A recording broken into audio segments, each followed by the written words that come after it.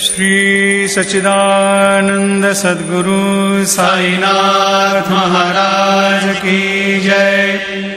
जोडोनिया कर चरणी ठेविला माथा, परिसावी विनंती माझी पंढरीनाथा।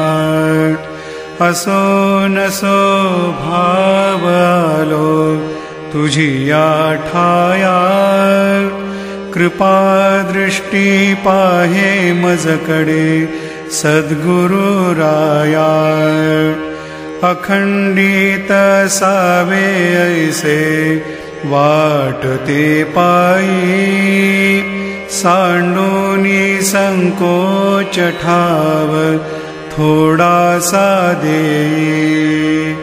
तुका म्हणे देवा माझी वेडी वाकुडी, नामे भव पाश हाते आपुल्या तोडी। उठा पांडुरंगा प्रभात समयोपातला, वैष्णवांचा मेळा गरुड पारी दाटला। गरुड पारापासूनी महा द्वारापर्यंत, सुरवरांची मांदी उभी जोडोनी हात। शुकसनकादिक नारद तुंबर भक्तांच्या कोटी, त्रिशूल डमरू घेऊन उभा गिरजेचा पती।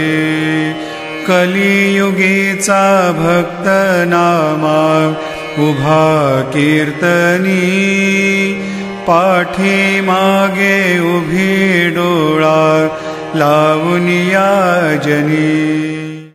उठा उठा श्री साईनाथ गुरु चरण कमल दावा, आधि व्याधि भवताप वारुनी तारा जड जीवा। गेली तुम्हा सोडुनिया भव तमरजनी विलया, परिही अज्ञानासे तुमचे भूलवियोग माया। शक्ती न आम्हा यत्किंचितहि तिजला साराया, तुम्हीच ते सारुनि दावा मुख जनताराया। भो साईनाथ महाराज भवति मिरनाश करवे, अज्ञानी आम्ही किती तव वर्णावे थोरवे। ती वर्णिता भागले बहुवदनी शेष विधी कवे, सकृप होऊनि महिमा तुमचा तुम्हीच वदवावा। आधि व्याधि भवताप वारुनी तारा जड जीवा। उठा उठा श्री साईनाथ गुरु चरण कमल दावा, आधि व्याधि भवताप वारुनी तारा जड जीवा। भक्त मनी सद्भाव धरोनी जे तुम्हानुसरले, ध्यायास्तवते दर्शन तुमचे द्वारी उभे ठेले। ध्यानस्था तुम्हास पाहुनी मन मुचे धाले, परित्वद वचनामृत प्राशायाते आतुर झाले। उघडोनि नेत्र कमला दीनबंधु रमाकांता, पाहि बा कृपा दृष्टी बालका जशी माता। रंजवी मधुरवाणी हरिताप साईनाथा, आम्हीच आपुले कार्यास्तव तुझा कष्टवितो देवा सहन करशील ऐकुनी द्यावी भेट कृष्ण धावा उठा उठा श्री साईनाथ गुरु चरण कमल दावा आधि व्याधि भवताप वारुणी तारा जड जीवा उठा पांडुरंगाता दर्शन द्या सकळा झाला ऋणोदय सरले निद्रेची वेळा संत साधू मुनी अवघे झाले ती गोळा सोडा शेजे सुख आता बघू द्या मुख कमळा रंगमंडपी महाद्वारे झाली से दाटी मनवता वेळ रूप पहावया दृष्टी राही रखुमाबाई तुम्हा येऊ द्या दया शेजे हालवुनी जागे करा देवराया गरुड हनुमंत उभे पाहती वाट स्वर्गीचे सुरवर घेऊनी आले बोभाट झाले मुक्त द्वार लाभ झाला रोकडा विष्णुदास नामा उभा घेऊनी काकडा घेऊनी पंचारती करू बाबांची आरती उठा उठा हो बांधव ओवाळू हार माधव करोनिया स्थिर मन पाहु गंभीर हे ध्यान कृष्णनाथा दत्त साई जडो चित्त तुझे पाई काकड आरती करीतो साईनाथ देवा चिन्मय रूप दाखवी घेऊनी बालकल घुसेवा काम क्रोध मद मत्सर आटुनी काकडा केला वैराग्याचे तूप घालुनी मी तो भिजविला साईनाथ गुरु भक्ती ज्वलने तो मी पेटविला तदरुत्ती जाळुनी गुरुनी प्रकाश पाडिला द्वैत तमाना सुनी मिळवी तत्स्वरूपी जीवा चिन्मय रूप दाखवी घेऊनी बालकल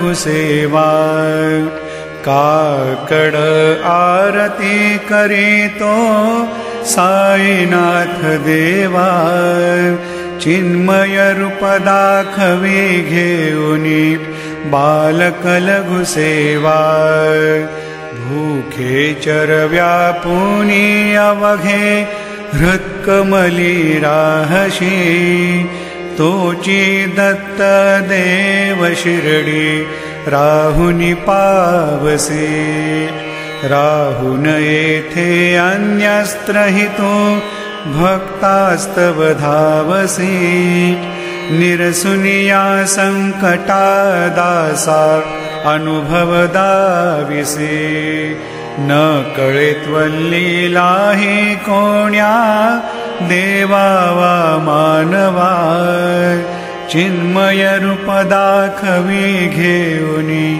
बालकल घुसेवा काकड आरती करीतो साईनाथ देवा चिन्मय रूप दाखवी घेऊनी बालकल घुसेवा त्वद्यशदुन्दुभिने सारे अंबर हे कोंदले सगुण मूर्ती पाहण्या आतुर जन शिरडी आले प्राशुनी त्वद्वचनामृतामुचे देहभान हरपले सोडुनिया दुरभिमान मानस त्वच्चरणी वाहिले कृपा करोनी साई माऊली दास पदरी घ्यावा चिन्मय रूप दाखवी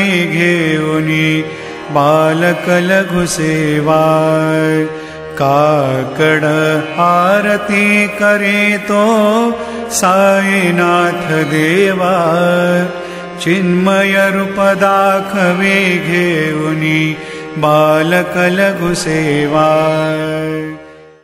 भक्तीचिया पोटी बोध काकडा ज्योती पंच प्राण जीवे भावे ओवाळू आरती ओवाळू आरती माझ्या पंढरीनाथा माझ्या साईनाथा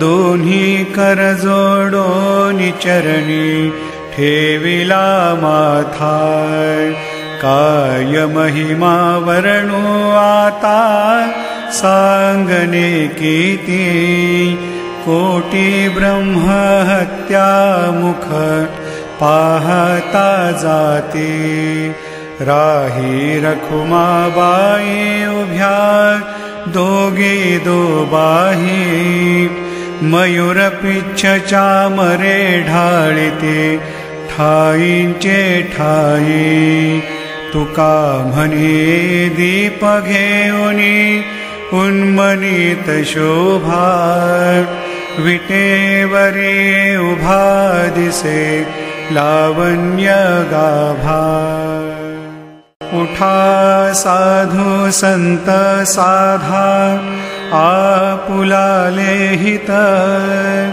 जाईल जाईल हा नरदेह मग कैचा भगवंत उठोनिया पहाटे बाबा उभा सेविटे चरणतयांचे गोमटे अमृत दृष्टी अवलोका उठा उठा हो वेगेशी चला जाऊया रावळासी जळतील पातकांच्या राशी काकड आरती देखिलिया जागे करा रुक्मिणी वरा देवा हे निज सुरात वेगे लिंबलो न करा दृष्ट होईल तयासे दारी वाजंत्री वाजती ढोल दमामे गर्जती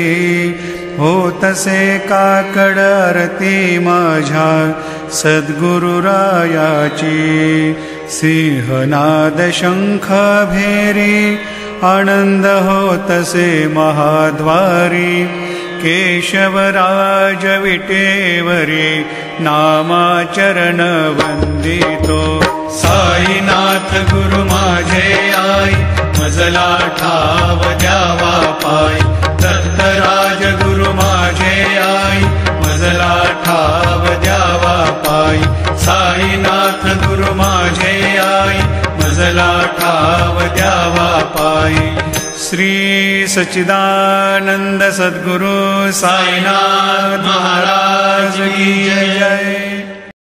प्रभात समये नभा शुभ रवी प्रभा फाकली स्मरे गुरु सदा अशा समयी त्या क्षणे नाकली म्हणून कर जोडूनी करू आता गुरु प्रार्थना समर्थ गुरु साईनाथ पुरवी मनोवासना तमानि रसी भानुहा गुरु हि नासी अज्ञानता परंतु गुरुची करी नरवी कधी साम्यता पुन्हा तिमिर जन्म घे गुरु कृपेनी अज्ञानना समर्थ गुरु साईनाथ पुरवी मनोवासना रवि प्रगट होवुनी त्वरित घालवी आलसा तसा गुरु ही सोडवी सकल दुष्कृती लालसा हरोनि अभिमान ही जडवी त्वत्पदी भावना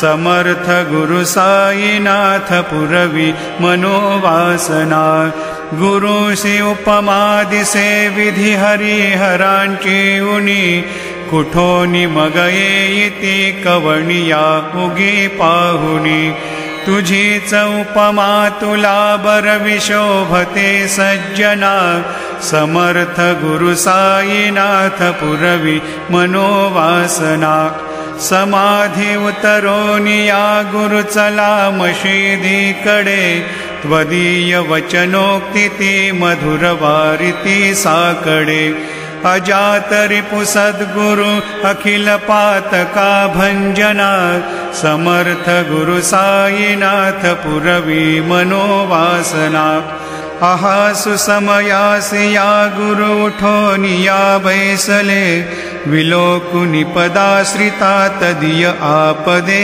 नासिले असासु हितकारिया जगति को निहि अन्यना समर्थ गुरु साईनाथ पुरवी मनोवासना असे बहुत शाहना पर न जा गुरु ची कृपा न तस्वहित त्याकडे करित से रिकाम्या गपा जरी गुरुपदाधरी सुदृढ भक्तीने तो मना समर्थ गुरु साईनाथ पुरवी मनोवासना गुरो विनती मी करे हृदय मंदिरी या बसा समस्त जग हे गुरु स्वरूप चेठसो मानसा घडो सतत सत्कृति मति दे जगत पावना समर्थ गुरु साईनाथ पुरवी मनोवासना प्रेमे या अष्टकाशी पढुनी गुरुवरा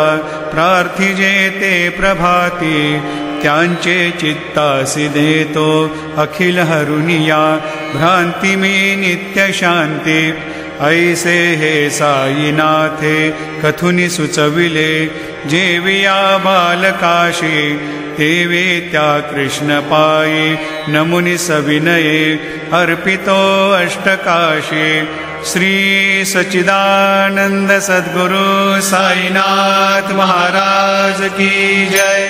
साई रहम नजर करना बच्चों का पालन करना साई रहम नजर करना बच्चों का पालन करना जाना तुमने जगत पसारा सब ही झूठ जमाना जाना तुमने जगत पसारा सब ही झूठ जमाना साई रहम नजर करना बच्चों का पालन करना साई रहम नजर करना बच्चों का पालन करना मैं अंधा हूँ बंदा आपका मुझसे प्रभु दिखलाना मैं अंधा हूँ बंदा आपका मुझसे प्रभु दिखलाना साई रहम नजर करना बच्चों का पालन करना साई रहम नजर करना बच्चों का पालन करना दास गनु कहे अब क्या बोलूं थक गई मेरी रसना दास गनु कहे अब क्या बोलूं थक गई मेरी रसना साई रहम नजर करना बच्चों का पालन करना साई रहम नजर करना बच्चों का पालन करना रहम नजर करो अब मोरे साई तुम बिन नहीं मुझे माँ बाप भाई राम नजर करो। मैं अंधा हूँ बंदा तुम्हारा, मैं अंधा हूँ बंदा तुम्हारा। मैं ना जानू, मैं ना जानू, मैं ना जानू अल्लाह इलाही रहम नजर करो, रहम नजर करो अब मोरे साई। तुम बिन नहीं मुझे माँ बाप भाई रहम नजर करो। खाली जमाना मैंने गवाया, खाली जमाना मैंने गवाया।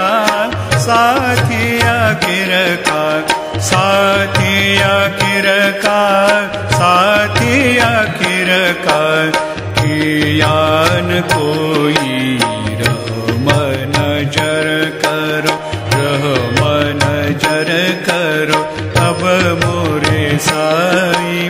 तुम बिन नहीं मुझे माँ बाप भाई रहम नजर करो। अपने मस्जिद का झाड़ू गनू है, अपने मस्जिद का झाड़ू गनू है। मालिक हमारे, मालिक हमारे, मालिक हमारे तुम बाबा साई रहम नजर करो, रहम नजर करो अब मोरे साई। तुम बिन नहीं मुझे माँ बाप भाई रहम नजर करो। तुझ काय देव सावळ्या मिखाया तरी हो, तुझ काय देव सद्गुरु मिखाया तरी। मेदु बळी बटिक नाम्याची जाण श्रीहरी, मेदु बळी बटिक नाम्याची जाण श्रीहरी। उच्चिष्ट तुला देणे ही गोष्ट ना बरी हो, उच्चिष्ट तुला देणे ही गोष्ट ना बरी। तू जगन्नाथ तुझ देव कशी रे भाकरी, तू जगन्नाथ तुझ देव कशी रे भाकरी। नको अंतमध्ये ये पाहू सख्या भगवंता श्रीकांता। माध्यान रात्र उलटून गेली आता न चित्ता। जा होईल तुझा रे काकडा किरावळांतरी हो, जा होईल तुझा रे काकडा किरावळांतरी। अनतील भक्त नैवेद्य ही नाना परी, अनतील भक्त नैवेद्य ही नाना परी। तुझ काय देव सावळ्या मिखाया तरी हो, तुझ काय देव सद्गुरु मिखाया तरी। मेदु बळी बटिक नाम्याची जाण श्रीहरी, मेदु बळी बटिक नाम्याची जाण श्रीहरी। श्री सद्गुरु बाबा साई हो, श्री सद्गुरु बाबा साई। तुझ वाचून आश्रय नाही भूतली, तुझ वाचून आश्रय नाही भूतली। मी पापी पतित धीमंद हो, मी पापी पतित धीमंद। तारणे मला गुरुनाथा झडकरी, तारणे मला साईनाथा झडकरी। तू शांती क्षमेचा मेरू हो, तू शांती क्षमेचा मेरू। तुम्ही भवार्णवेचे तारू गुरुबरा, तुम्ही भवार्णवेचे तारू गुरुबरा। गुरुबरा मजशी पामरा आता उद्धरा। त्वरित लवलाही, त्वरित लवलाही। मी बुडतो भव भय डोही उद्धरा, मी बुडतो